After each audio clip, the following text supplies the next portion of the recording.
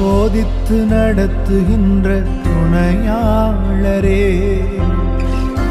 கண் வைத்து நடத்துகின்ற ஆலோசகரே,